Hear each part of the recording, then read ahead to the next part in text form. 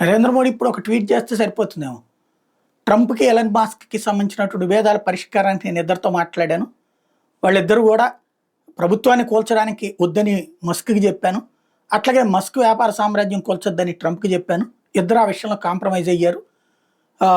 వీళ్ళిద్దరూ మా మాట విన్నందుకు, కాంప్రమైజ్ అయినందుకు అభినందిస్తున్నాను. ఇద్దరూ బాగుండాలని కోరుకుంటున్నాను అని ఓ ట్వీట్ చేస్తే సరిపోతుందేమో.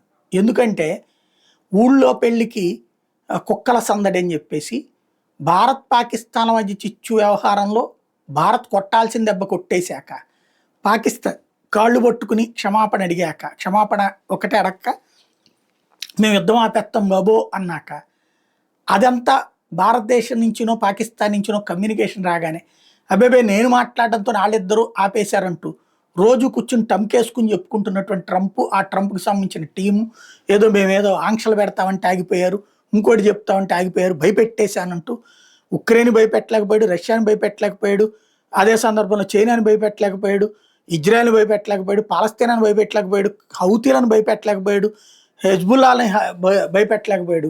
ఈయన వచ్చి భారత్ పాకిస్తాన్ భయపడిపోతాయి అనేటటువంటి దిక్కుమాలినటువంటి కామెంట్లు చేస్తున్నటువంటి ట్రంప్కి తగిన బుద్ధి చెప్పాలంటే, బైడెన్ లాగా మారినటువంటి ట్రంప్కి సిగ్గొచ్చేలా చేయాలంటే అట్లాంటి ట్వీట్ చేస్తే బెటర్.